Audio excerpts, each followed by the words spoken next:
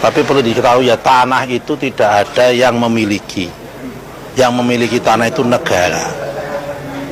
Orang itu hanya menguasai. Negara kemudian memberikan hak kepemilikan kepada itu. Jadi nggak ada istilah tanah kalau belum ada SHM-nya itu dia memiliki, nggak ada. Oh, ini tanahnya mbah-mbah saya, leluhur saya. Saya mau tanya, emang mbahmu, leluhurmu dulu bisa membuat tanah? Nggak bisa membuat tanah. Wow, saya tidak menyangka Nusron Wahid ternyata sangat tolol. Demi bisa merampok tanah rakyat, dia mengatakan, rakyat itu hanya punya hak pakai. Sebenarnya semua adalah tanah negara. Lalu kemudian berkata lagi, dari mana jalannya tanah warisanmu? Emangnya mbahmu menciptakan tanah? Sejujurnya saya tidak tahu apakah agar diterima menjadi menteri, dia membuang otaknya lalu menggantinya dengan kotoran. Sehingga pemikirannya bisa setolol ini. Okelah, kita berikan pencerahan kepada mereka. Syarat terbentuknya sebuah negara hanya dua. Satu, tanah atau wilayah. Dua, rakyat. Lantas di mana posisi pemerintah? Pemerintah itu awalnya tidak ada. Dan sebenarnya tidak perlu juga ada. Sebab pemerintah itu hanyalah sebuah organisasi.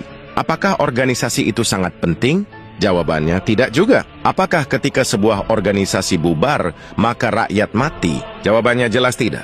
Lantas bagaimana tiba-tiba bisa ada organisasi di tengah-tengah rakyat? Jadi ketika rakyat itu semakin banyak, maka mereka bermusyawarah untuk mempermudah kehidupan mereka, maka mereka membutuhkan para pembantu. Maka mereka sepakat membentuk sebuah organisasi dan mereka menggajinya. Itulah asal mula pemerintah. Jadi ibarat negara itu adalah rumah, maka rakyat adalah majikan. Dan pemerintah adalah pembantu alias asisten rumah tangga. Pertanyaannya, apakah pembantu rumah tangga itu perlu? Ya, perlu juga sih. Karena akan mempermudah kehidupan kita. Tapi apakah kita akan mati? Atau tidak akan makan jika pembantu tidak ada? Ya, jelas tidaklah. Kan kita bisa masak sendiri atau beli dari rumah makan. Jadi seperti itulah peranan pemerintah di tengah-tengah rakyat.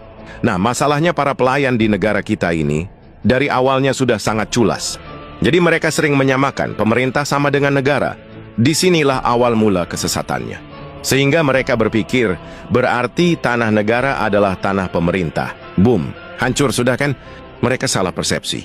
Lalu kemudian menggunakan persepsi yang salah itu untuk mengklaim apa yang bukan miliknya. Jadi perlu Anda ketahui pemerintah dan negara itu berbeda. Oke, untuk meluruskan pemahaman mereka, kita akan pakai istilah Yunani. Sebab Yunani adalah pusat filosofi dunia, di mana hampir semua konstitusi negara-negara di dunia itu diadopsi dari filsafat Yunani.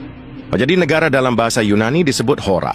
Hora artinya adalah tanah, atau wilayah tempat tinggal manusia alias rakyat, kampung halaman atau negeri. Jadi ketika ada puisi berkata, negeriku yang indah